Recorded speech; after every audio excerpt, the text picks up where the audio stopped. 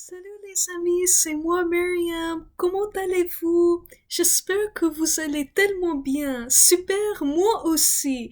Aujourd'hui, je vais vous aborder un sujet qui est intéressant, qui est très fascinant pour moi et qui me vraiment tient à cœur. C'est le sujet du racisme, la discrimination raciale. Donc, je vais commencer par définir le racisme et ensuite de vous expliquer un petit peu pourquoi le racisme existe partout et troisièmement je vais essayer de donner quelques solutions pour lutter contre les actes racistes. Donc, qu'est-ce que c'est le racisme? Le racisme est en fait un acte qui essaie de dévaloriser les gens qui semblent différents physiquement ou culturellement de vous.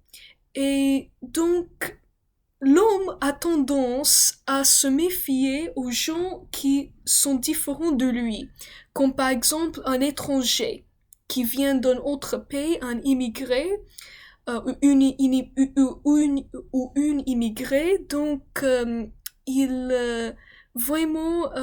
n'aime pas du tout les gens qui semblent différents de lui ou qui les dérangent dans leur certitude. Ils aiment des choses qui sont plus certaines, plus concrètes, et donc avec une certitude absolue.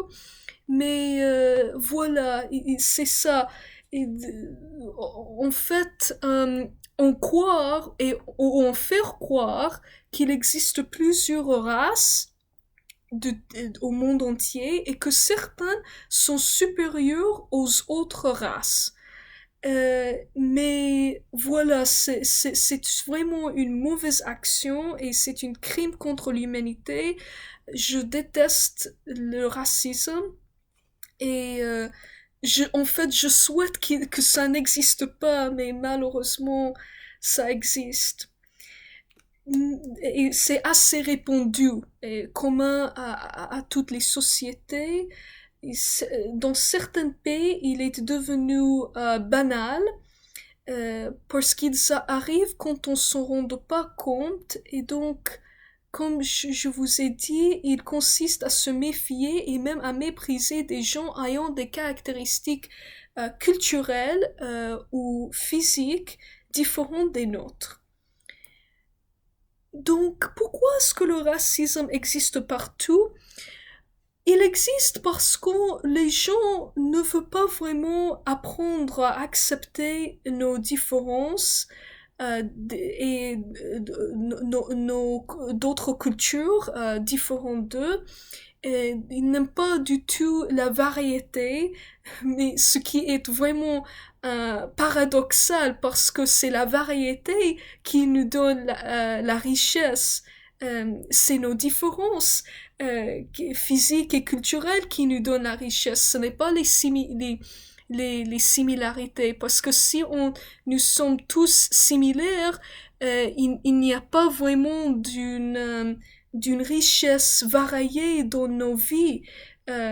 Donc c'est ça qui crée la beauté de la planète Terre. Donc voilà, exact. Mais comment vous allez me dire, Miriam, quelles sont les solutions possibles et qui sont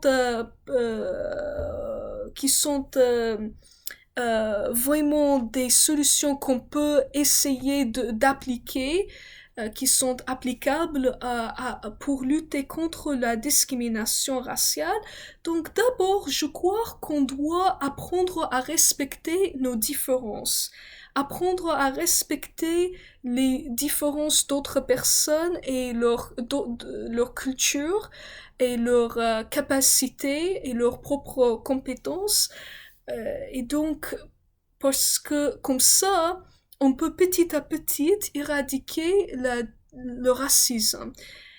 Et, euh, et aussi, quand on apprend à respecter les autres, on respecte nous-mêmes. Donc c'est très important. Mais premièrement, avant de respecter les autres, il faut qu'on déconstruise nos propres préjugés de ces personnes qui sont différentes de nous. Donc il faut laisser de côté nos propres jugements négatifs et il faut avoir une ouverture d'esprit et une tolérance, donc promouvoir la tolérance pour mieux vivre ensemble. Et aussi, on peut lancer des campagnes de sensibilisation pour les recruteurs, les jeunes, les personnes âgées, pour tout le monde. Et donc, comme ça, on peut interpeller le public et on peut éradiquer les actes racistes. Donc, merci beaucoup mes amis. J'espère que vous avez aimé cette vidéo et donc dites-moi vos idées par rapport à ce sujet concernant le racisme. Je suis tout à fait ouverte à toutes les idées. Dites-moi si vous êtes d'accord avec moi ou non. Et donc, je vous souhaite une excellente journée et je vous dis à très bientôt, j'espère, si le Dieu me permet, Inch'Allah, pour une nouvelle vidéo de Myriam. Merci beaucoup mes amis, au revoir, ciao ciao.